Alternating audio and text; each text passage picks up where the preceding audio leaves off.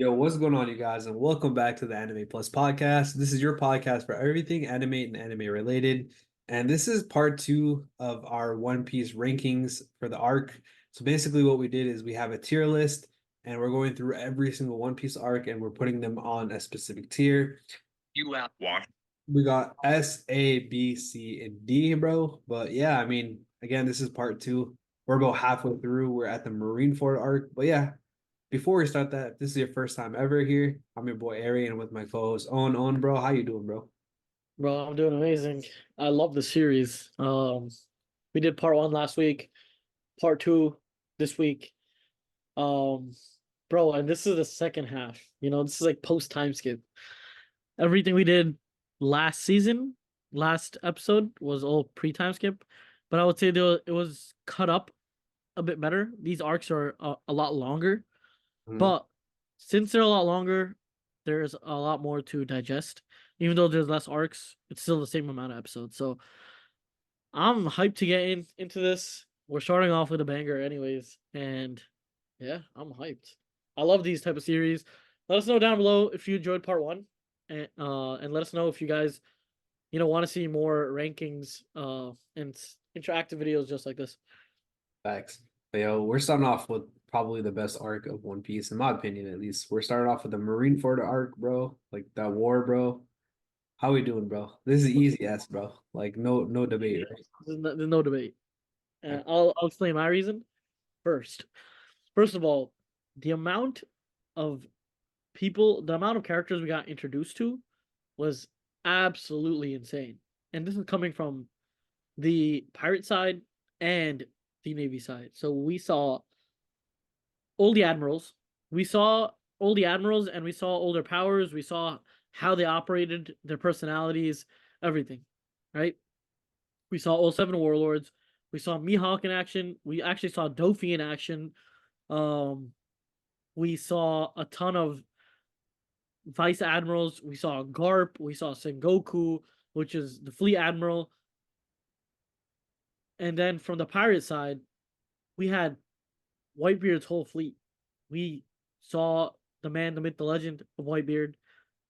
The stakes of the whole entire arc was just so high. We saw like Ace's death and Ace's execution was just it was such a key moment in the story because it connected to so many things and it connected to Luffy so well. Like it connected to Luffy because he's Luffy's brother and whatnot.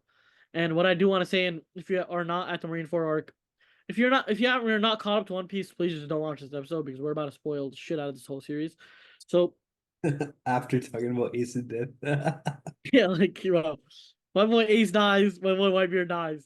Two important ass characters die. And this is the first time we actually see like real like death, you know what I mean? In One Piece. And the death actually these are significant deaths. It's not um like a rando is dying. These are the world's strongest man and the Pirate King's son. Two very notable characters within the series and characters that are connected to Luffy like heavily. We also saw Marco, Jozu. It was just so many. First of all, the amount of characters, the tension, the world building in terms of like, bro, the earthquake power, the amount of powers we saw, the earthquake power, and then um, who do you call it? The ice guy. I forgot. Aokiji. Why am I forgetting his name? Aokiji like froze all the tsunamis, and it just made the arena like insane. I think everything was just perfection. This is like the best arc in my opinion in One Piece history. Like nothing is beating it yet. And yeah, that's my take on it. Yeah, I mean, if we're looking at it, I guess you can say like holistically and like logistically for the series of One Piece. Typically, the way that manga sales work is it starts off slow, obviously, and then a series will hit its peak, and then once it hits its peak, it falls off and starts to die until it eventually ends. But for One Piece, it's a little bit different because that same exact bell curve that we're talking about, where it starts off slow, peaks, and then slows down, happened with One Piece. But when we started dying out, we had Marineford arc, bro. So aside from all the elements that Owen talked about, the Marineford arc basically not only got people reinvested into One Piece, but it drew in a whole new crowd, getting One Piece even more popular than it's ever been. And obviously, it's the number one selling manga of all time now. And Marineford is a big part of that. Obviously, other than that, it was obviously a huge pivotal moment with that death happening and with the shift of powers. And this led to so many different events in the world. We could talk about that for days, like all the different small microcosms that happened because of that. We could talk about like how Sengoku retired, Akino became the guy, him and Aokiji fought. We could talk about how the abolishment of the seven warlords. We could talk about how the supernovas came to rise to power, the shift of balance in, the four the what oh my god, what are they called? The white Admirals huh? and Emperors. Yonko, the shift of power of the Yonko. We could talk about all of that. We could also talk about like the learning of hockey. You know what I mean? Like there's so many things that happen because of this one specific moment. But just in general, that specific like arc itself was just so amazing. Not only did it lead to all these different crazy events for the world, but like the stakes were just that high and it was emotional and it was awesome. Like I can talk about this arc for days, bro, to be honest, man. Like it's just peak. One thing I do want to say before we get on to the next one is we also did see Shanks at the end of this arc. We saw Shanks even though it was for like a couple seconds. Shanks got some screen time. We saw him block one of Akaino's hits against Kobe, and it also was a huge character development moment for Kobe. You know what I mean? Um, and it showed how even though someone can be part of the Navy and a high-ranking officer like an admiral, they still do wrong and they still like it's part of their humanity. You know what I mean? Some people are good and some people are bad, and even if they're on the good side, they're bad, and even if they're on the bad side like Luffy, they're good. You know what I mean?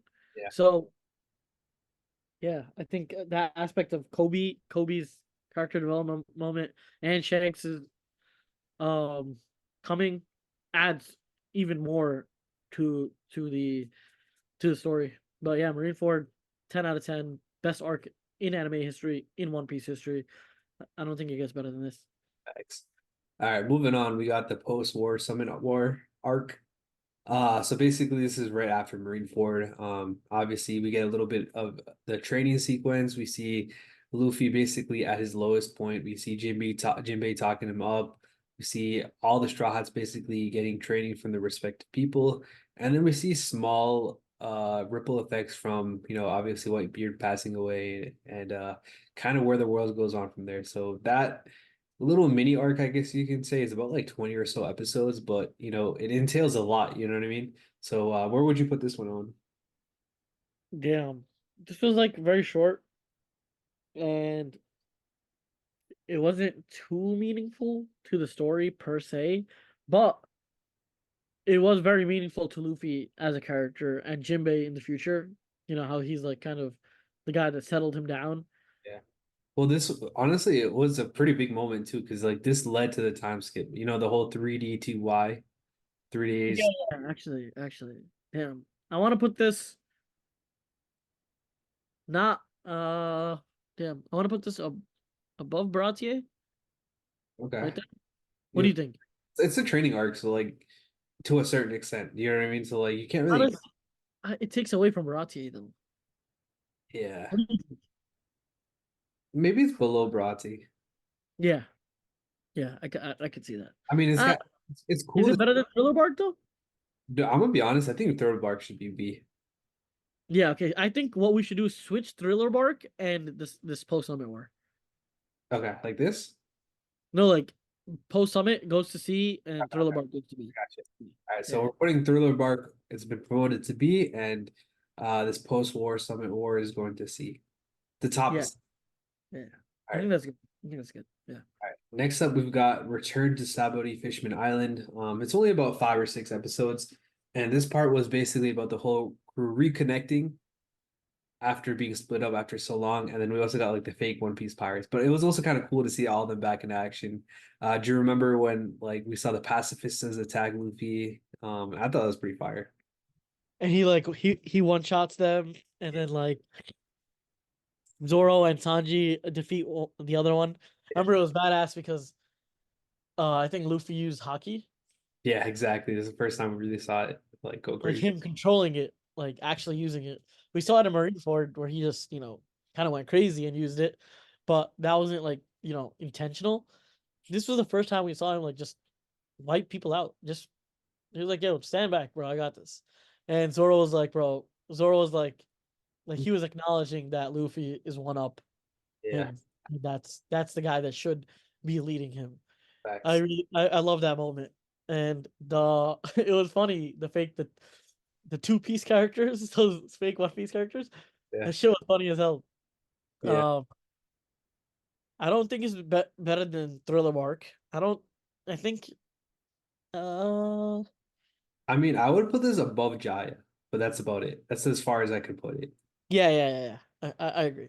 It wasn't too keen. It wasn't like too key to the story. Yeah, I mean, Like it's five whatever. episodes. You know what I mean? Like you can't go crazy on it. I don't even call it arc to be honest, but Yeah, I like this. I kind of want. I don't know. It's weird because I kind of want to put Syrup Village higher, just because like it was so good without context. But I don't know. It's fine. It's fine. the thing is, like each of these arcs are building upon each other, so like it makes it harder for the beginning arcs to compete with like the arcs that come down the line. But I guess it's just the way we got to roll with it. You feel me? Yeah, exactly, exactly. Nah, I get you. All right, let's move on to the next one. Fishman Island. Okay, Fishman Island, honestly, for me, was one of those arcs that was meh for me because, first of all, the villains were just weak. Like Horty Jones, his whole crew, weak. Well, apparently, like one of the I guess you can call them lackeys of Horty Jones was equivalent to Arlong, which obviously the characters of Strauss have got way stronger since then. I feel like, if I'm being honest, like the arc was all right at best, but the thing that really made it good was just the fact that we saw the characters fight again for the first time since the time skip. Like seeing Luffy use Conqueror's Haki was sick. Seeing obviously Zoro, Nami, Usopp, all them using their powers was cool.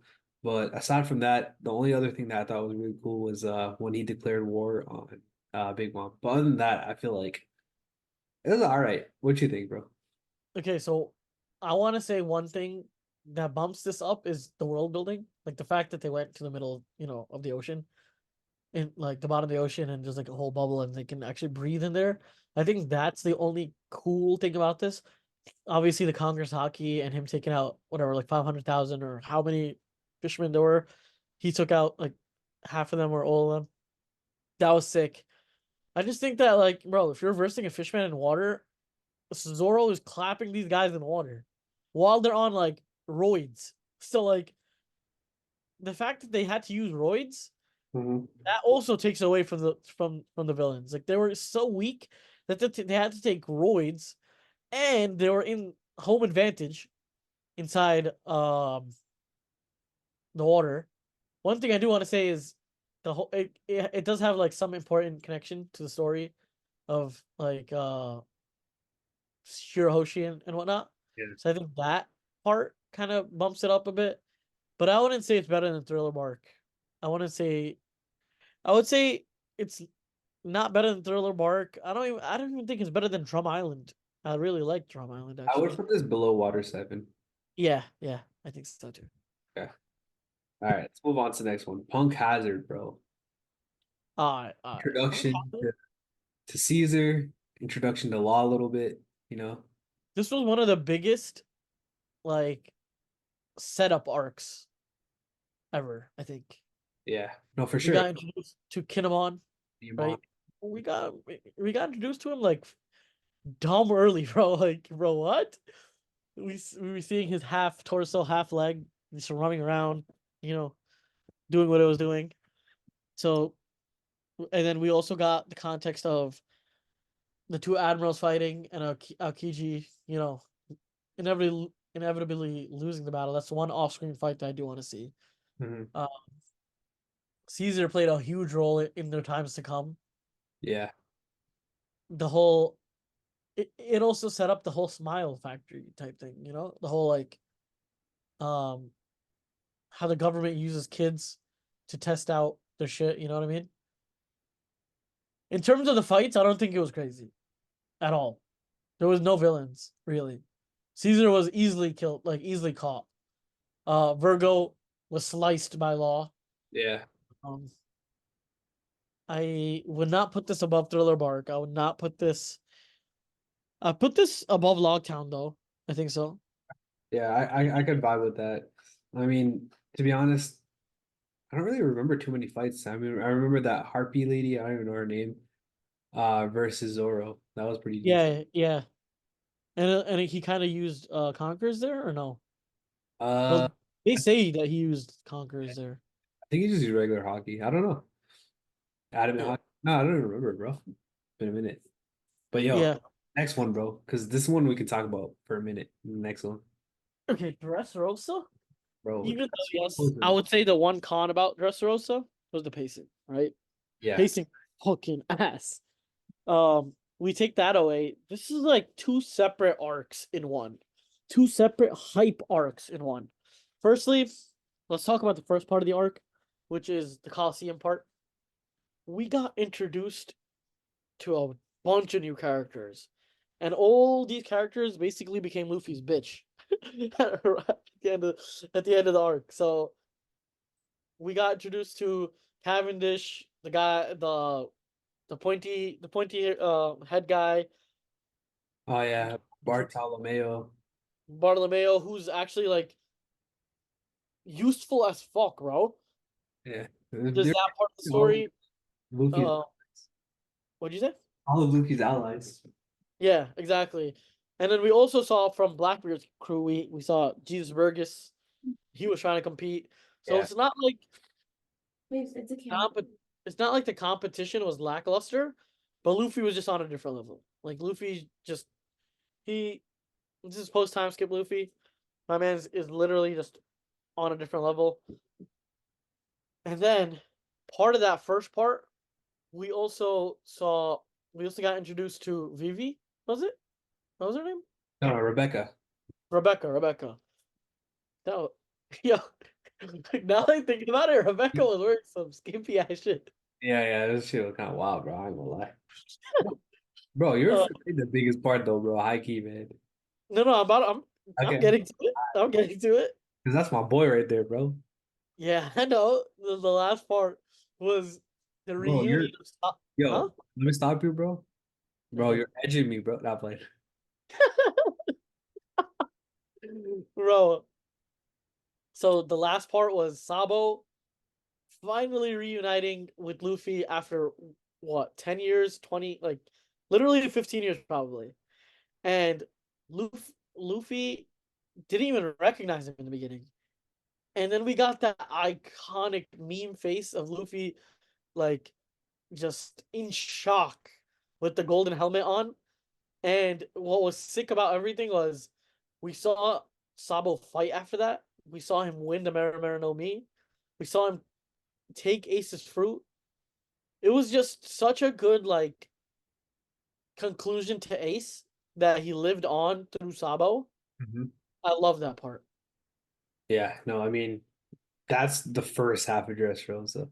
And that shit's enough to be, honestly, that alone might be an A tier, you know what I mean? Or at least a B tier.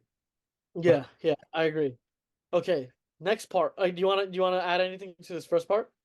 I mean, just the fact that we saw Sabo for me, because that was one of my favorite characters, that literally gave me enough to, you know, put this arc way up there, bro. But the second part, bro, the conclusion, man, elite, bro. I'll let you go ahead and take over. Before we get into the conclusion, I want to talk about kind of the middle part. Where we have well, this is yeah, you could connect to the end, but we have this whole everyone's a toy. We have this whole system where the Don Quixote family controls everything. Um they control people. They control whether the person becomes a human or if the person, becomes a toy, and nobody has a recollection of this person once they become a toy. And it was crazy because he kind of dethroned the first king in a very like disrespectful, like they put him down basically. You know what I mean? Mhm. And we were introduced to Rebecca's father, uh, the previous king, or what was he? He was a gladiator, right? Actually, I don't remember. It's I think crazy. he was. I think he was the gladiator, like an undefeated gladiator. But basically, um, we got backstory of Rebecca's dad, and Rebecca didn't even know that the toy soldier was his dad. That was insane. We also got introduced to a new species, a race of characters, the Tantanas. How do you On forgot how to top, say it. I don't know. But those little insect human things, that's another. They played a huge role in overthrowing the Smile Factories. And then also I want to add the fact that everybody got a bounty, like their own singular bounties by the Don Quixote family. Yeah, And my boy God Usopp had the 5-star ranking. bro. God Usopp was crazy, bro. Like, not to mention, like, we saw his hockey develop a little bit, bro. Like, ah, man, there's so many good things from this arc. The fact that it was over 100 episodes long, I don't know if you could say it dragged a little bit, but like, other than that, like, bro, there was so much going on in these episodes, and it was just straight peak, bro. Because everything was worth it at the end, bro. I don't know if you want to take over at the ending, bro, but like, goddamn, I want to talk about the fights, bro. The fights were just insane. yeah. So the first fight I'll talk about is Pika and Zoro. That shit was so funny. And this was the first time Zoro has defeated such a like big mass character. You know what I mean? It's Mhm. usually a sword versus sword, not like power versus sword kind of for Zoro. And this is the first time he cut iron. Or what was that like material? I don't know. I don't know. I don't know if it was the first time he cut it, but he cut straight through Pika. I remember he got launched by that one dude that throws the punch, I think. The king punch that could take down an emperor. Was it him? I don't know, but he got launched, I remember. And he sliced right through Pika. Pika has such a funny voice, and it was such a funny fight, but it was also serious because Pika was basically an unkillable person because of the amount of sheer mass he can control with his power. Like he could control every single building in Dressrosa. The way everything moves, the way the floor is, he controls everything. And Zoro just was like, "Fuck you," and he just did what he had to do. Secondly, we got introduced. I want to preface this before uh Luffy's fight. We got introduced to an admiral, bro. We got introduced to Fujitora. All right. And this was the first time we saw a new admiral besides the three admirals. And this was due to obviously Aokiji, leaving the admirals, and also what do you call it? Him becoming Akainu becoming the fleet the fleet admiral. I love Fujitora's power. I love Fujitora as a character, and the fact that he can see what's good and bad. He saw Luffy as a good person, even though Luffy's a pirate. And I don't know, it was just insane. Even till the end, Fujitora kind of let him go. You know what I mean? Kind of let the Straw Hats go, and it was all part of the fleet. But the main thing I want to talk about in this arc, and I think this was one of the craziest things that ever happened, was the whole birdcage. You know, everyone was gonna die, and all like the first part of this arc built up so much, like introduced so many characters that became allies that helped within this birdcage situation. Dofi was a menace. We saw his backstory, how he was, a royal.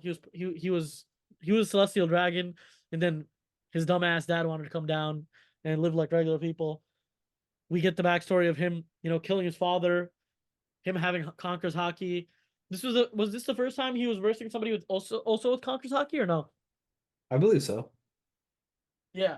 So For me, I mean, you guys know if you go to animeplus.com, animeplusnetwork.com, my profile pic is Dofi. I love Dofi. Dofi's like the perfect villain. He's so like evil. He's so pure. He's so purely evil that it just makes so much sense.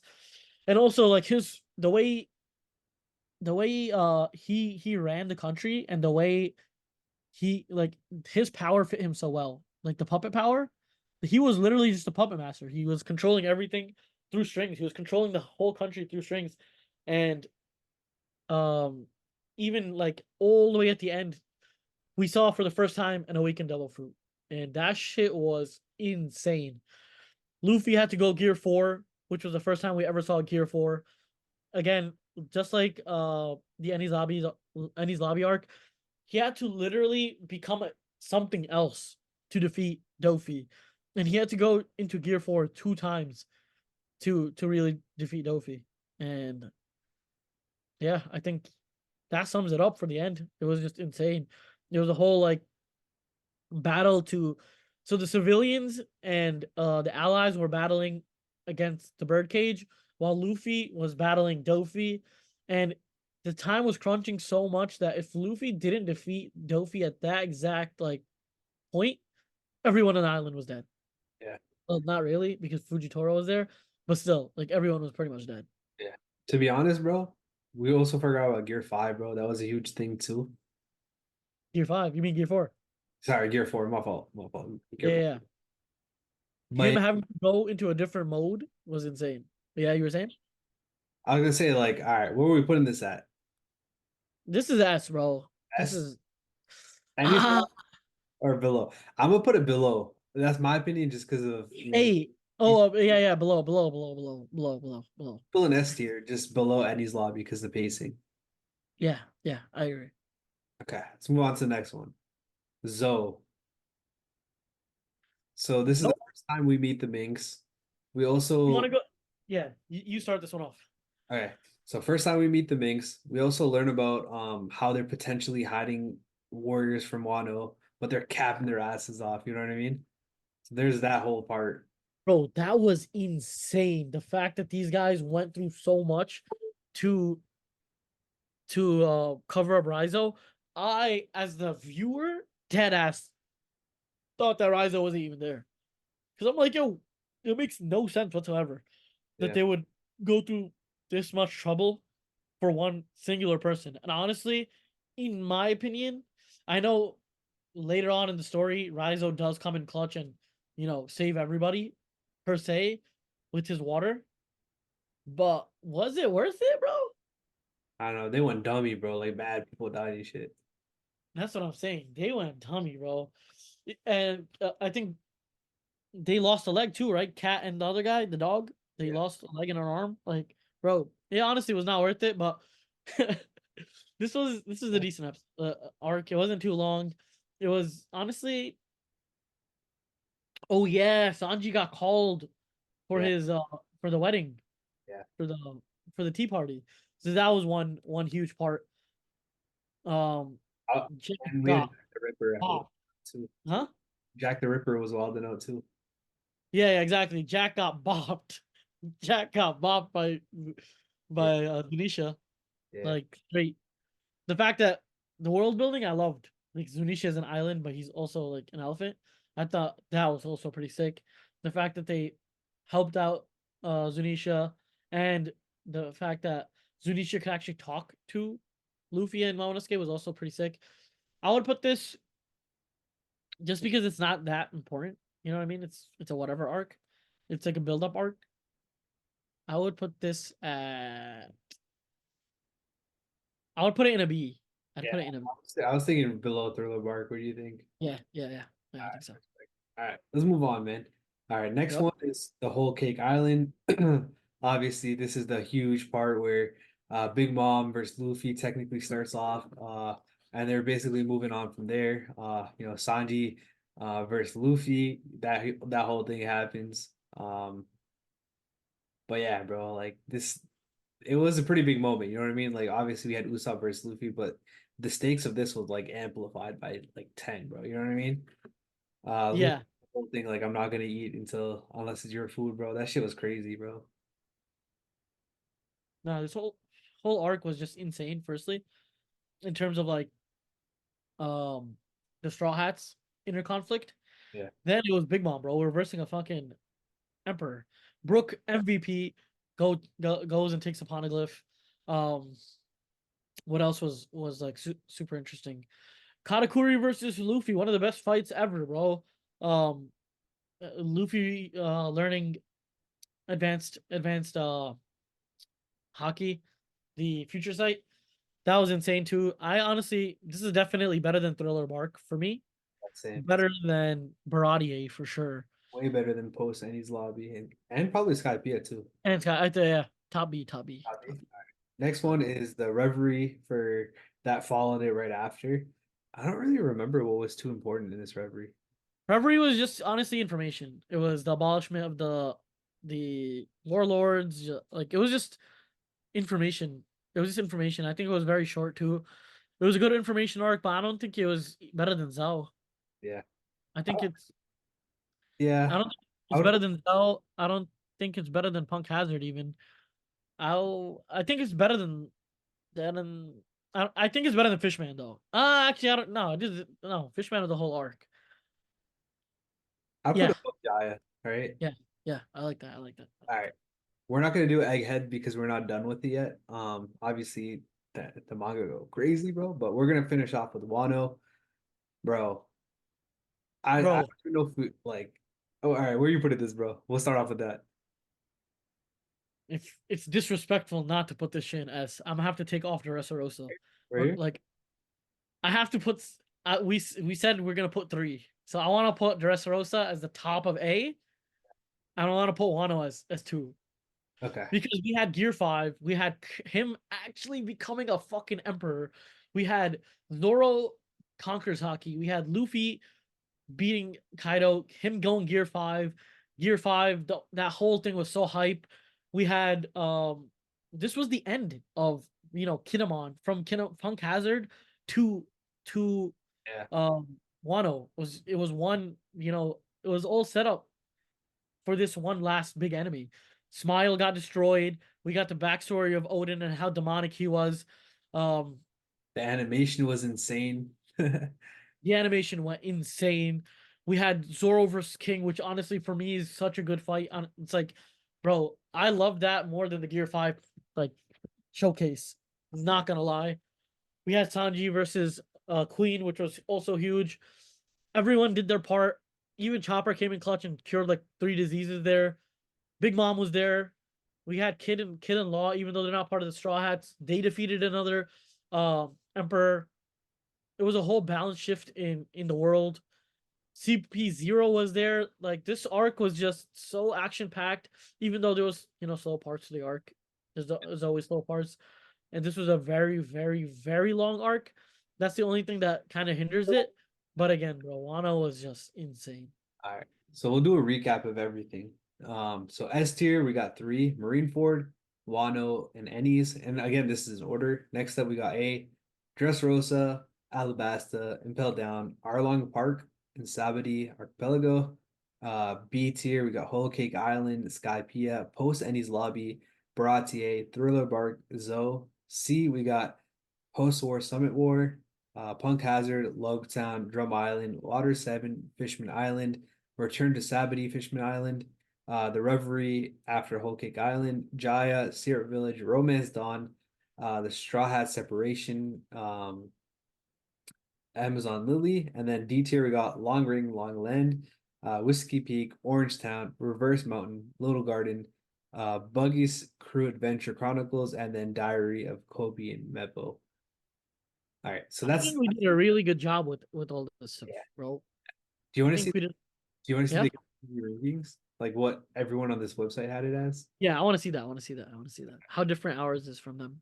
So this is their rankings, bro. So S. Esco, Arlong Park #1, Annie's No way. Alabasta, Water 7. That's their A. S, sorry. Their A is Drum Island, Marineford, Baratier, Sabady, Logtown, Romance Dawn, Skypiea. B is Impel Down, Jaya, Thriller Bark, Post, Endy's Lobby, Orange Town, Reverse Mountain, Whiskey Peak, Dressrosa, Little Garden. C is Syrup Village, Amazon Lily, Post War, Whole Cake Island, and Wano in C. Damn. And then Wano in C? I yeah, think they're taking pacing into account. I don't think we took pacing too much into account. yeah, I don't think How Long Park is the best arc is that makes no sense, bro. yeah. Realistically, Marineford being B is wild to me. And he's lobby as an S uh, elite. Alabasta, I justify that. That's fine. But how are you putting Water 7 and Ennie's lobby in the same thing? That makes no sense. Because Water 7 was just the build up for Ennie's lobby. Water 7 as S makes no sense to me. Um Drum Island, I get why people love that, but I still don't think it's an A. Or like that high. I don't think it's above Marineford, bro. Baratier, people love the nostalgic stuff, is what I'm looking at. Like Baratier, Arlong Park, Romance Dawn is at A. That's insane. Tell me how Little Garden is higher than fucking Wano and Whole Cake. I don't know, bro. This is just the average, bro. You feel me? Yeah, I don't know. I'd be It's a surprised. decent. It's decent in terms of like I get some of them, but some of them are just whack. Like some of them just don't make sense whatsoever. All right, man. I feel like this is gonna be it. What we'll do is I'll leave a link in the description, and then I'll share ours on our Discord. I'll put a link in the description so you guys can do it, and then you guys can see ours as well. But other than that, that's gonna be it for this episode, and we'll catch you guys later. Peace. Peace.